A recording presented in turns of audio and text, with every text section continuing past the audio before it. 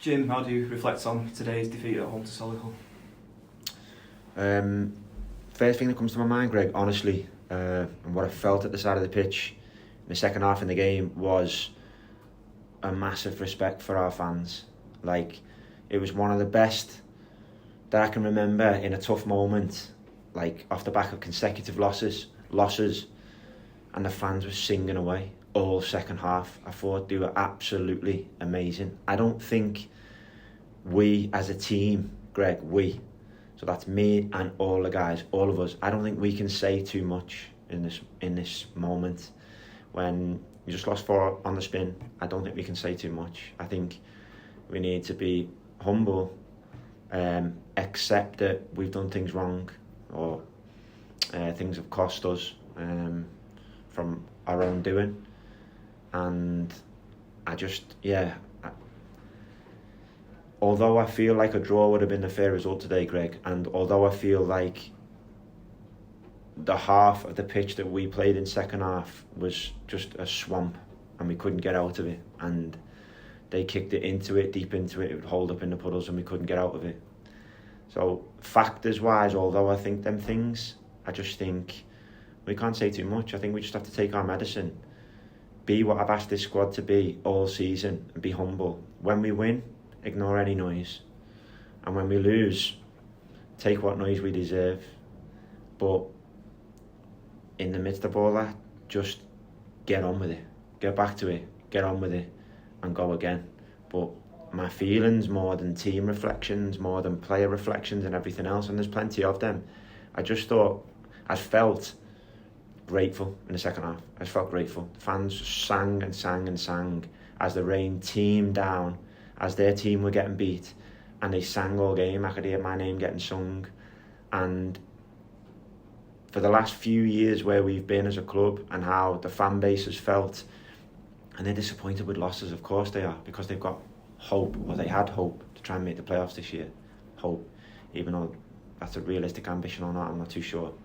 But that hope dampens when you're losing games, and yet they sang non-stop on a miserable day. I think I just felt so grateful for them. I think they were amazing. That togetherness is so important, is it, for any team that's on a run of defeats, like we are? But that togetherness that the team have shown all season, and the fans have shown, that's going to be so important, is it, from now until the end of the season? So important. That togetherness is everything. That togetherness is literally everything, Greg. Like, for where we've been, I've said it before, I've just said it in the last question, the last few years have been horrendous, and today, for our fans to perform like that when we lose that game, it's just amazing. And I know up until the last 2 home games we'd gone unbeaten for months at home, that was a good moment for us as a club, but we just lost the last 2 at home, we just lost the last 4 games. So to still be supported like that, I'm just so grateful, and it really warms me that we've done some things this year that they've appreciated. This team and this group has done some things that make them feel some good things about them, even though they won't be happy with the loss today. The team's not. But we just promised each other, and when I look into the players' eyes, I really believed them in the changing room there, that we're going to accept that we haven't been good enough, because something's not been good enough in the recent times there for us to lose those games. Even though some of them, do we deserve to lose them? No, we don't. But we did. It happens. Football does that to you. It really kicks you in the proverbials sometimes.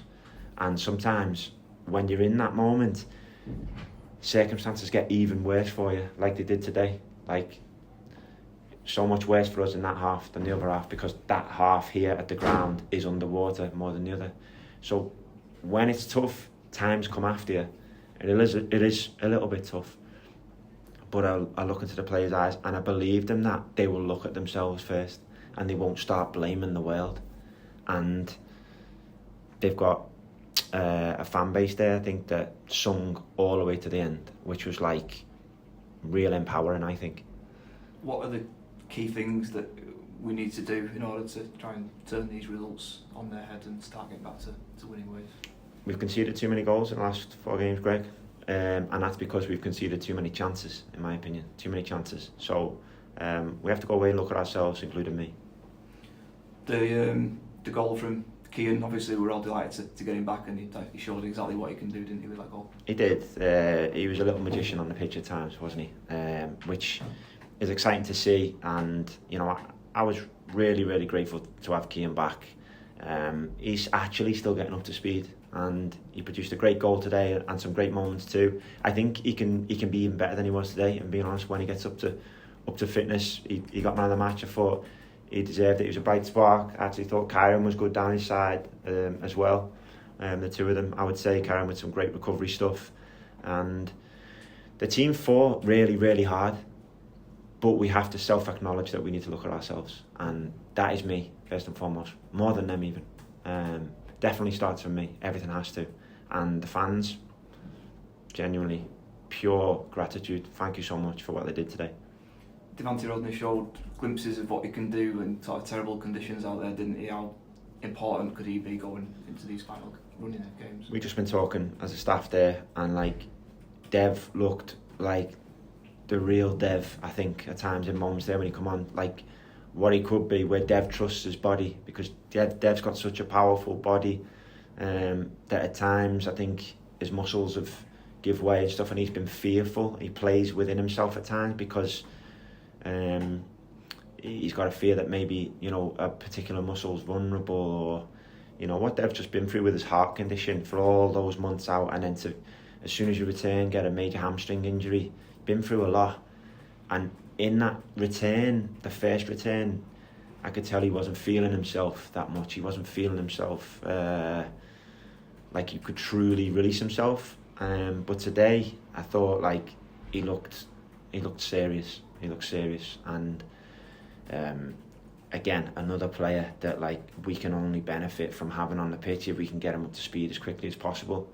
And you can try and unleash him on this league for what's left of the league. It's been a shame we haven't had him all season. It really has. It would have helped the squad no end, but we haven't. Like loads of circumstances have been against us.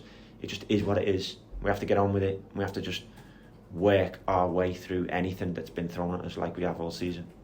I think for the first time in a long time today, you had more than 16 first team, what you call first team players available to you. So it's kind of kind of green shoots of recovery in that respect, that you're getting the full squad almost back. It is like uncharted territory, 30 odd games in before you have a whole squad. It's unbelievable really, but I'm glad it's been the hard way for me, you know, in my first role as management. I'm kind of glad it has. It's been amazingly challenging at times. I speak to other managers who, you know, have been so surprised at our circumstances throughout the year, but it's been an amazing sort of learning experience, and yeah, this is it's in terms of that and that alone, in that in isolation, Greg, take results out of it, take performances out of it, take where we are out of it.